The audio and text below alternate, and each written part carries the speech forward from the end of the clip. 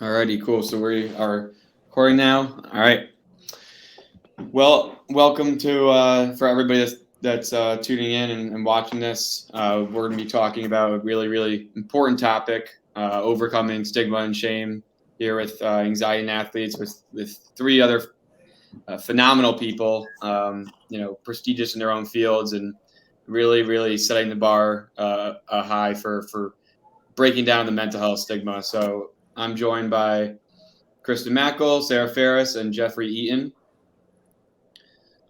Sarah Farris is a licensed therapist in Chicago. She specializes in treating adults with anxiety, OCD, and related disorders, and has a special interest in mental health and athletics.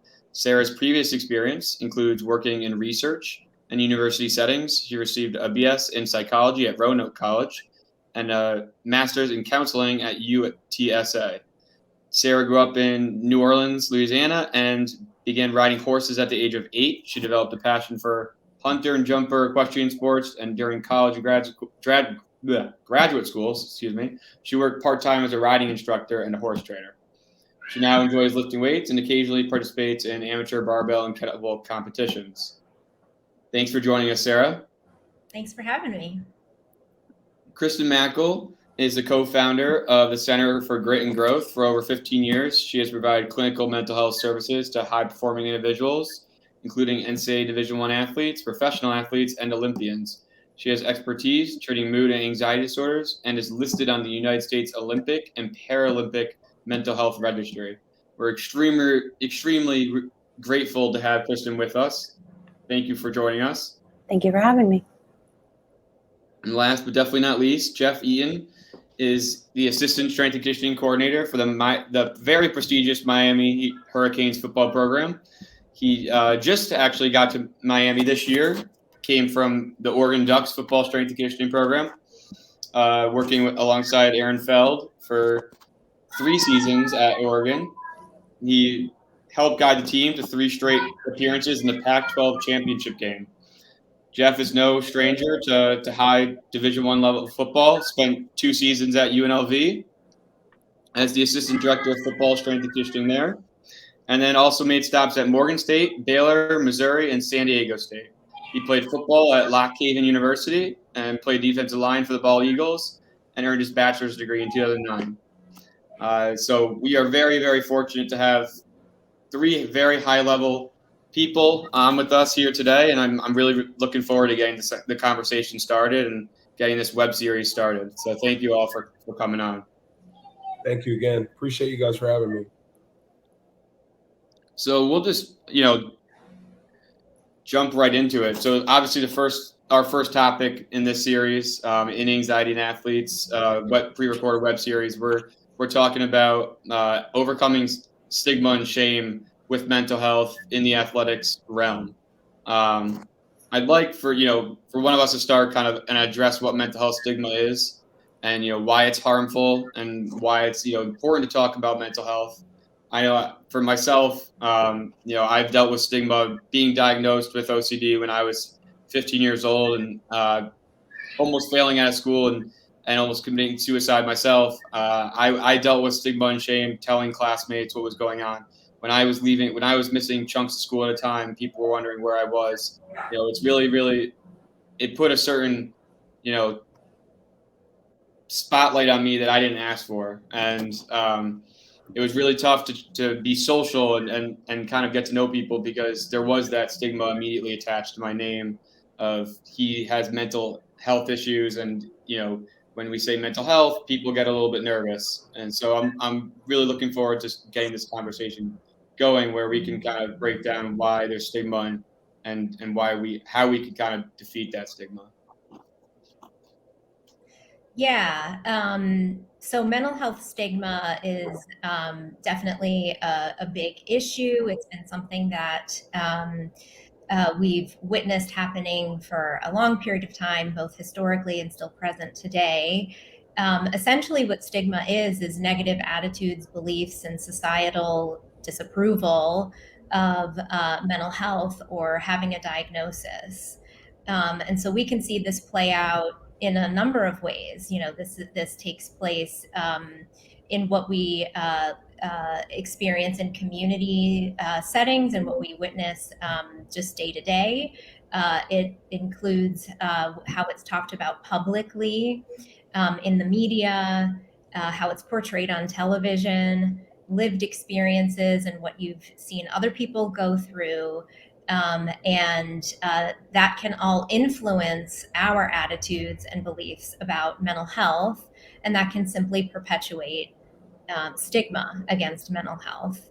And this can, of course, lead to people being treated unfairly. It can make people feel isolated. It can worsen feelings of shame, and it can make it a lot harder for people to ask for help. And it's already been reported or estimated that more than half of people living with a diagnosis don't get help. Perpetuating stigma simply just makes it that much harder to talk about. Right. So making these kinds of changes, like advocating for reliable resources and changing the way we talk about mental health and being accurate about it, right? Sometimes it's just that mental health is just inaccurately reported. And making this impact can really make a difference in changing the way that we address it and talk about it. Yeah, for sure. I mean, I know there's a statistic, especially with OCD, that people that struggle with OCD actually wait up to 10 years to get actual professional treatment for the disorder. So I know I myself was dealing with it since I was about 8 years old, and then it got so bad to the point where I had to be forced into treatment. And so, but that by that time I was about 16. So it's like I'm waiting 9 years to even get treated for something because I felt so much shame, so much guilt for having these irrational thoughts and for dealing with something that I literally could not control and had no control over. So it really, really touches home, and I'm really, really excited to have this conversation with three great people. I think part of the problem is that mental health and mental illness get weaponized, right? Everyone has mental health because we all have brains, and mental health and mental illness are not synonyms, and yet they often get misportrayed as such, right? In the media, just in common culture. And I think part of the problem is that anytime there is a news story where someone has done something undesirable, right, mental illness comes up as part of the conversation, right? And it may in fact be a piece of the information, but it is very infrequently the entire story. And so I think that perpetuates it, right? Like if I am someone who is struggling and this is all I know of mental health, right? I can't possibly ask for help, or the people that you need to ask for help, if that's all they know, right? Then it makes it very difficult to access care, especially in high performers, right? If we are looking and judging and evaluating everybody every day, does your coach, does your program, does your athletic department see it as a sign of weakness, or do they embrace it, right? Are you literally putting your job at risk by saying, I have this? And I mean, I think that that's a big part of perpetuating the stigma and a barrier to getting care. Absolutely. Jeff, I'm really interested to hear your background and experiences, because obviously, I've worked with Division I football and I worked at the D2 and D3 level, but you've been at a level where you've been at the Power 5 level for so many years, right? So you've been with very high level Division I football players in a culture that a lot of teams and athletic departments don't normalize mental health. And so I'm very interested in how you've helped to break that mold, and then also, what experiences you've had yourself with that kind of macho man culture. Yeah, absolutely. I think first and foremost, I mean, you both hit it right on the head. It's exactly how it's portrayed in the media.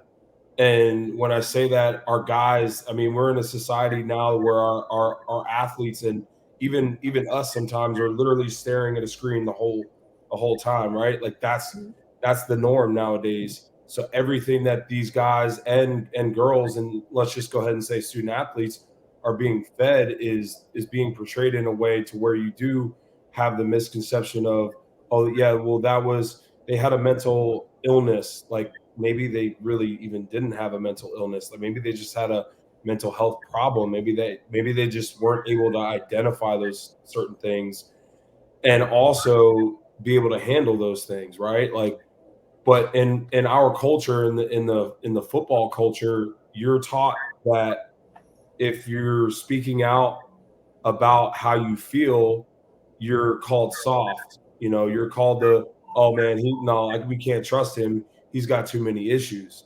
I can't tell you how many times I've heard that, you know, from head coaches to assistant coaches to administration to, you know, where they get scared. It's like, oh, I don't think we can handle that. I don't think we're ready to deal with that as a you know, university or as an administration. You know, let's figure out a way to get him or her help. But then, you know, it's kind of like either putting a Band-Aid on it or just kind of sweeping it under the rug. And it's sickening. It's absolutely sickening because, you know, at the end of the day, our number one job is to serve the people that are around us. You know, people think that I'm a strength coach just to get people big, strong, fast. Like, yeah, that's a part of it. That's a byproduct of the strength and conditioning side. But like, my number one goal is to make them better people. And mental health falls into that, right? Like dealing with pressure, dealing with expectations. You know, it's getting more and more prevalent, you know, with all this NIL stuff and, you know, more money being thrown at younger kids, and they walk into a platform that used to be an even playing field. Now it's literally they walk in and they're at the top of the totem pole. Like they're already on the pedestal. Right. So it's like instant expectation. And a lot of the times it's just like, hey, just go ahead and deal with it. Right. Like suck it up. It's okay. You'll be fine. Let's just get you through this. Right. I mean, I can't count on my hands how many times I had been in serious interviews for a job, and then obviously I've been with the IOCDF talking at national conferences, and my face is a mental health, you know, on a mental health platform, and immediately once athletic department saw that, it was nope, sorry, we went in another direction. Mm-hmm. And so for me, it's like, how is that going to be a limiting factor for me? Opening up about something that should, you know, using your vulnerability as your biggest strength should be, you know, deemed acceptable and should be, you know, encouraged. But instead we're pushing that vulnerability and trying to tell people to hide it. And right. So if we're not allowing, you know, coaches to do that, the student athletes aren't going to follow suit. Right. You know, they're not going to open up about their mental health if they know the coaches can't even open up about their mental health. So it really starts from the top. Yeah, no, absolutely. You're 100% right. I think, you know, obviously my prayer is that for all the universities out there and all the administrations that aren't on board yet, it's like, get on board, because put yourself in the shoes of others, number one, but also think about that. What if it's your son or your daughter or somebody that you know, right? Like take the suit and tie off, or take the whistle off, and look what's under the logo, regardless of where you're at. It could be in any space and place that you work in. It could be, you know, Fortune 500 company. It doesn't even have to be in athletics, right? Like the person underneath, you know, the clothing is what's most important. What's in your heart is what's most important. And I think if we continue to educate and do things like this, but also, you know, kind of stand our ground and say, look, enough is enough. How many more Instagram reels and highlights and posts do we have to keep seeing from all these prominent people, but also like kids that are struggling, when we could have stepped in had we just stepped back and listened, you know, and not put not just go ahead and put a label on it and stigmatize it and say, oh man, that's too tough of a subject. Right. I mean, we put everybody in pressure situations anyway. Right. Every job that you're in has pressure in it, regardless.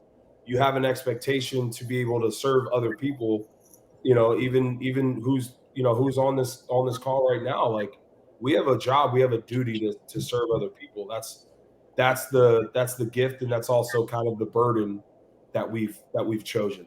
So. Right. I think you're right. I think so I spent the last 15 years right in a Power 5 school, and some of the changes that I've seen is that our student athletes are very willing to talk about this. They want to access the resources, and I could be wrong, but I feel like about 5 years ago was when the NCAA made its mental health best practices push. And really, like, our student athletes, therapy is not an uncommon or a foreign thing for them. Taking medication, seeing a psychiatrist, they have done this. I think that the group that continues to perpetuate the stigma of somebody needing treatment, as in somebody who's broken or something's not right with them, I would say it falls on the onus of the adults in the room, right? Absolutely. The student athletes that are showing up to school impress me every day with their willingness to talk about what's going on, how can they become emotionally, mentally, and physically more healthy. And I think that really it comes down to the culture and the climate of the institution that they're stepping into, right? Whether that is some place that sees it as a weakness or some place that sees it as, a strength, right? Yeah. And Kristen, I was actually just about to transition to that. Something that we had talked about the other day is catering to the team climate and creating that culture. Mm-hmm. I'm interested to see how, in your position, you've helped that transition and help create that culture. But like you said to me the other day, is your culture it starts with your climate. Mm-hmm. And you can't have that culture unless your climate is there too. So I'm interested to see what you kind of have to say about that. Yeah. I mean, I think that, right, like, the climate is the overarching athletic department. Each team has its own culture. Each unit within the athletic department has its own culture. And yet we can only move so far or so swiftly depending on the climate of the actual entity. And I think that really getting to know the climate of each individual group, each sport, each academic department, right, that makes up your athletic department is really important, because our student athletes, they interact with tens of 20s of people every day from different departments. And if it is okay, right, if the culture of their team is that we see you, right, we support you, and then they walk into a different part of the department and they have to mask, they have to put on, a show, or they have to be this persona that's not really them, that's really confusing. And for an age group that doesn't have a fully formed brain yet, right, we're asking a lot of them, right, to know kind of the climate, right, to know the culture in each position, and to see, is someone going to treat me differently, right, because I have depression, because I posted something on my social media the other day, because I'm in whatever relationship I'm in. And I think that the climate has a lot to do with the adults in the room, right, the ones that have been there for a while. And then the culture, I feel like, really is driven by the teams, right, by our student athletes. And either they work together, or you get, a perfect storm where it is really, really a difficult place for our student athletes to thrive. For sure. Sarah, do you have any thoughts about culture and how we can kind of cultivate that culture to being more accepting? Yeah, I think another part of the problem is that it's still also treated individually, meaning that, if you have anxiety disorder, then, the support might seem to kind of stop at simply encouraging that person to go get help somewhere, and that it isn't really intertwined within the culture, like what Kristen's talking about. And that could simply be that people don't necessarily know exactly how to talk about a concern or a problem, or if somebody is coming to you sharing something that's going on with them. And I think that building those tools and creating a dialogue that is common and used often, that can really start to make a major shift, where people can feel both welcome to talk about what's going on or what they're struggling with, and that they feel welcome being able to do that, and that there's a community within the team or facility that they're working with, that understands and knows what to do with that. And so that can take time to develop effective communication skills. And I think oftentimes we all do this, but I think it's common to sort of jump to problem solving mode if someone's saying, hey, I need help with such and such. And solutions can be really great, but we can also add in the step of trying to listen first. And listening can simply be, tell me more about that. I want to understand a little bit about what you're going through. And just welcoming the conversation a little bit more, being non-judgmental about it, can really be inviting and demonstrate that you're a safe person to go to. And then, continuing with other sort of listening skills and communication skills that are, again, non-judgmental, compassionate, empathic, respectful, being able to encourage that person to sort of share more about what has helped them, if there's anything that they're already doing that is working, that might be integrated into their practice or within the team. That can be something that can be shared. And then, as the supportive person or listener, being able to ask if it's okay to, or if they would like you to help provide other solutions or come up with other ideas or resources that they haven't accessed yet.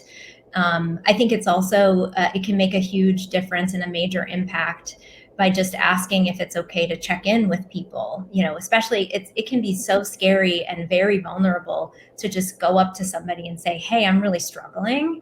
I'm feeling really anxious right now, or whatever it might be. And to be welcomed into having that kind of conversation is really great. And then as that safe person, even simply saying, hey, would it be okay if I check in with you tomorrow? I want to see how you're doing. And that can kind of keep the conversation going. Right. And right. Yeah, so demonstrating these kind of skills.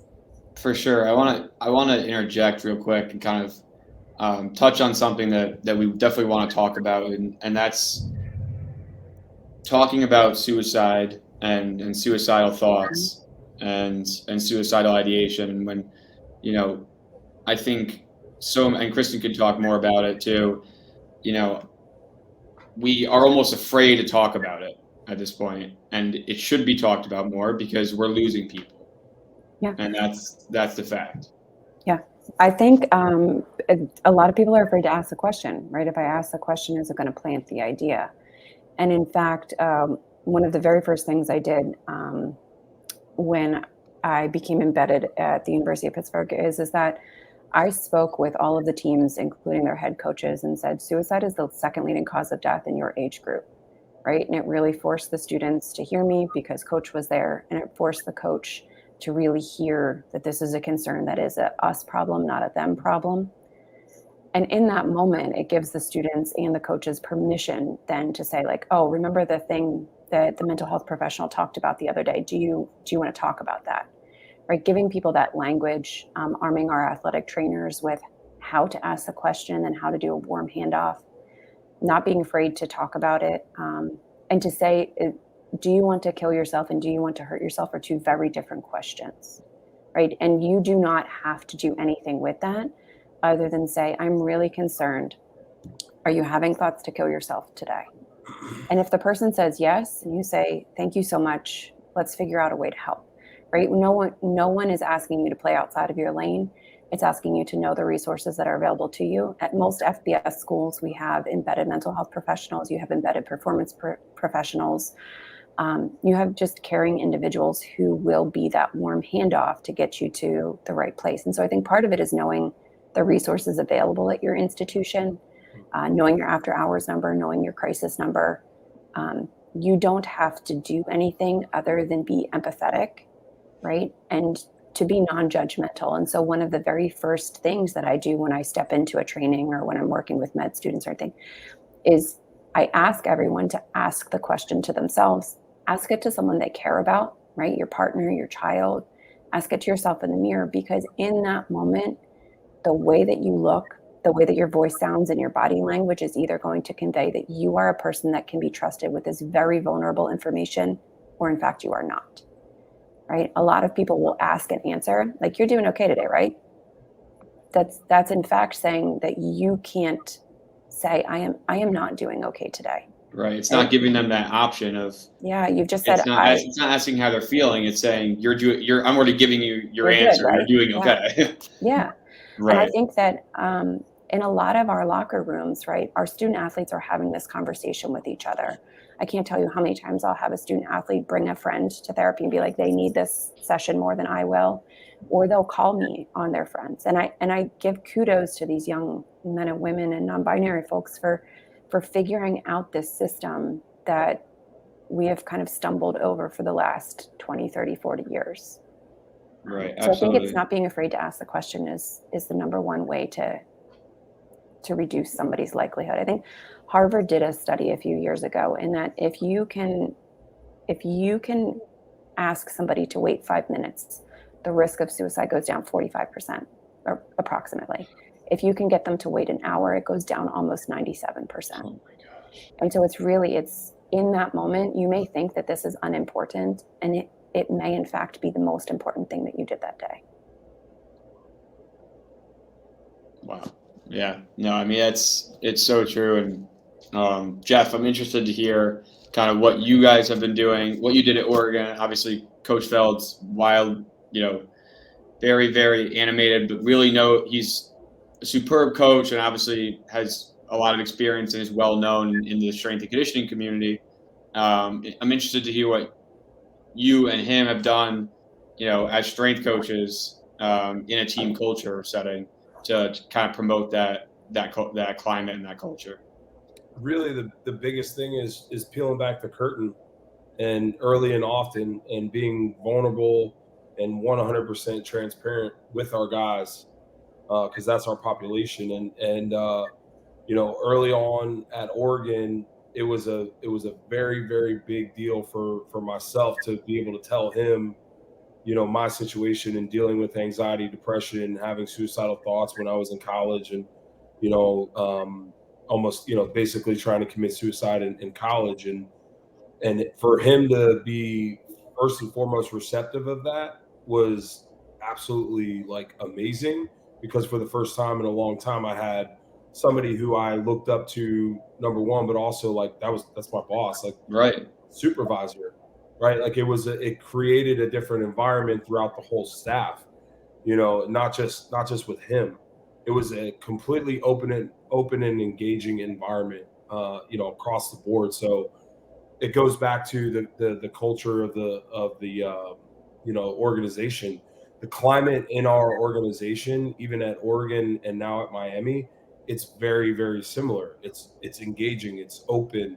It's, hey, these guys think I'm crazy when I say, hey man, I will literally leave the workout if you have something going on with you during the workout. If we need to leave, we leave. I don't care, because at the end of the day, if I can help you get through something, or just be there to just talk with you and listen to you, that's a win.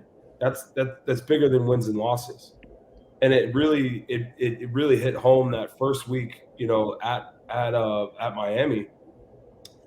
I peeled back the curtain a little bit, and I didn't share all of my story, because out of respect for certain guys that probably can't handle that. I'm aware of my situation. I have a lot of dark stories and a lot of trauma that may trigger one of our guys, and kind of make them feel really uncomfortable. So I only peel back a little bit, but I'll tell you, like, by doing that, within 5 to 10 minutes of after us talking as a group, literally like 10 or 11 athletes were in the office, either with talking to myself, talking to other coaches, literally 3 guys going into Coach Feld's office and saying, hey, I struggle with anxiety. I'm depressed all the time. I've talked about, you wanting to commit suicide. I need help. This is the first time that I've ever had a strength coach come in here and say, like, I have your back, number one, but like, I've been where you've been. I'm going to meet you where you are. That's like that's the first time they've ever heard that. Right. It's scary. I mean, it's scary. It's phenomenal that you guys are changing that mold, but it's scary that it took that long and that it's the first time. And to me, it was so eye-opening. It just really, it's that kind of like full circle moment to where, is it really about sets and reps? No, not really. Because in all reality, our sets and reps are built to impact people. My number one goal is to be able to dial in on the reps that I'm taking to be able to impact somebody. Right. So if I know that I'm being impactful and I'm sitting there listening to them first and foremost, because it's like when we sit down, it's like, all right, whoever talks first, like, loses. I sit there and I just take my whistle off and I just say, hey, talk, like, let me know what's going on. Like, I'm here to listen to you. Right. And ultimately you see their face like, aren't we going to talk about football? And I'm like, no, I don't care about football.